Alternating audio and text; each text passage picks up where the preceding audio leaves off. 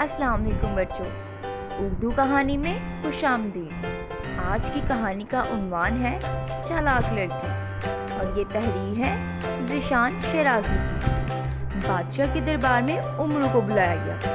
उमरू बड़ी खुशी से चला गया कि बादशाह का काम करके मुआवजा ज्यादा मिलेगा। एक निशानी जो दूर से उमरू की निशानदेही करती थी वो उमरू की जंजीर थी, जिसमें इसने दुनिया जहान की चीजें रखी होती थी। जब बादशाह के दरबार में हाजिर हुआ तो बादशाह ने कहा, ये जंजीर कितने की दोगे? उमरू तो पहले ही बादशाह समेत सब लोगों से 4 हाथ आगे था। उसने बादशाह को जवाब दिया कि बादशाह सलामत, अगर आपसे कोई बादशाहत मांगे और बदले में पैसे दे दे तो आप क्या करेंगे? बादशाह ने कहा, गुस्ताख, मैं बादशाह हूँ, मैं कैसे भला अपनी बादशाहत दे सकता हूँ? उन्होंने बड़े प्यार से जवाब दिया, अगर आप अपनी बादशाहत देने पर गुस्ताख कहते हैं, अगर मेरे अलावा कोई और होता तो आप उसकी जुबान बंद कर देते। बादशाह ने कहा, हाँ ऐसे ही होता। तो उमरू ने कहा, मैं कैसे अपनी बादशाहत आपको दे सकता हूँ, जरा सोचे। बादशाह ने कहा, मैं तो हुक्मरान हूँ, जो चाहे ले सकता हूँ, लेकिन मेरे से कोई बादशाहत नहीं ले सकता।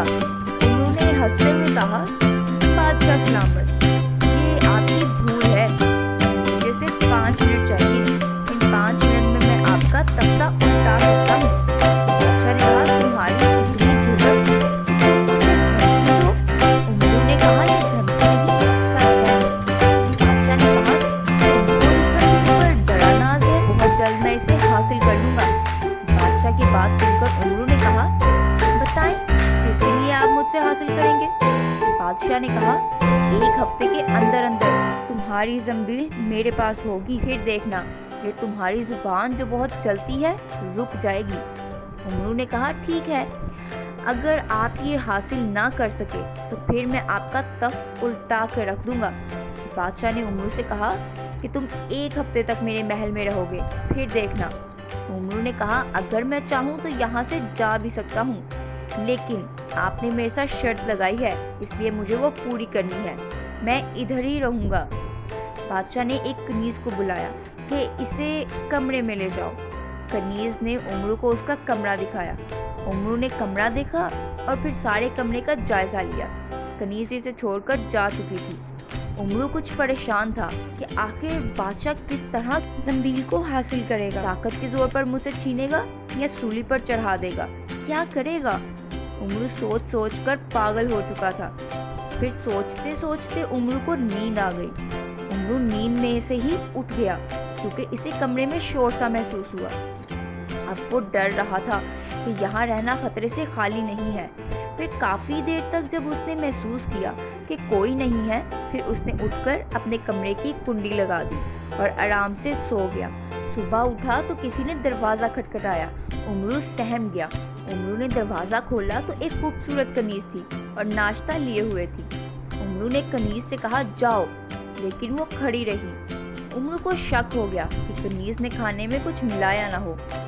अपनी जंबील से अंगूठी निकाली और उसमें से जिन निकाला।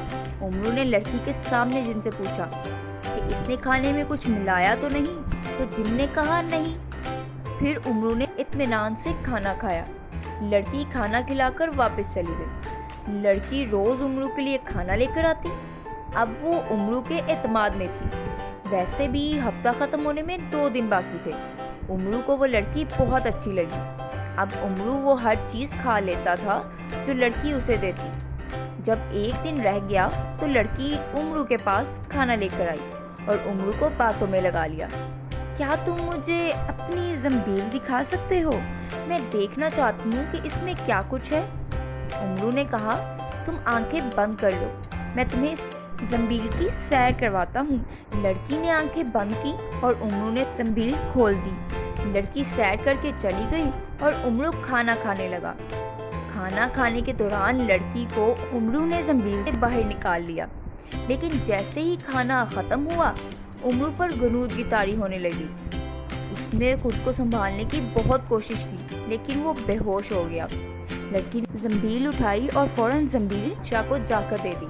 बादशाह भी बड़ा खुश हुआ जब उमरू को थोड़ी देर बाद होश आया तो वो सोचने लगा कि ये क्या हुआ, मैं इतना बेफिक्र क्यों हो गया था। फिर उमरू भागा भागा बादशाह के पास गया तो वो लड़की बादशाह के पास खड़ी मुस्कुरा रही थी। बादशाह ने शाबाश दी और कहा कि तुमने तो बड़ा कारनामा सर अंजाम दिया है, बताओ तुम्हें इसके बदले में क्या दूं।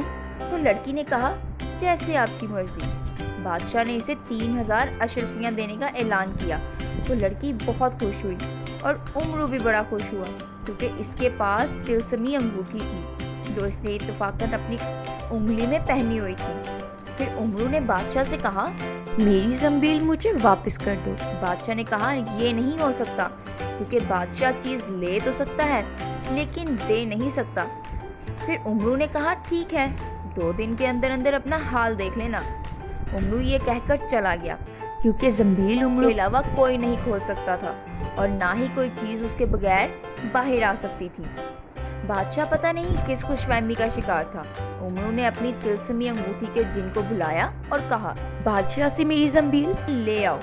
जिन फौरन ज़ंबील लेकर वापस आ गया, लड़की के पास गया और ज़ंबील से एक पिंजरा निकाला और इस चालाक लड़की को छोटा करके इसमें बंद कर दिया। लड़की रोती रही लेकिन इसे अब इसकी चालाकी की सजा मिल रही थी। अब बादशाह की बारी थी।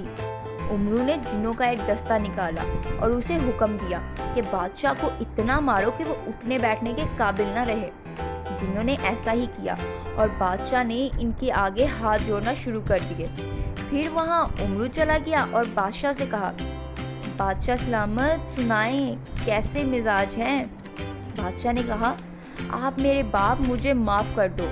उमरू ने कहा कि पहले अपने खजाने से 5000 अशरफियां दो, फिर माफ कर दूंगा। बादशाह ने फौरन अशरफियां दे दी लेकिन बेचारा कुछ परेशान लग रहा था। फिर वो लड़की भी उमरू से माफिया मांगने लगी। उमरू ने कहा तुमने उमरू को धोखा दिया, अब तुम्हारी सारी उम्र इस पिंजरे में कैद होगी। लड़की ने कहा मैं तो मजबूर थी, मुझे तो बादशाह ने कहा था। तब उमरू ने कहा कि जो अशरफियां तुम्हें बादशाह ने दी हैं वो मुझे दे दो, फिर छोड़ूंगा। लड़की ने फौरन अशरफियां दे दी तो उमरू ने इसे आज़ाद कर दिया। इस तरह चालाक लड़की ने तौबा कर ली कि आइंदा वो कभी भी उमरू को तंग नहीं करेगी। ऐसी ही मजीद कहानियाँ सुनने के लिए हमारा चैनल उर्दू कहानी सब्सक्राइब करना ना भूलें। शुक्रिया।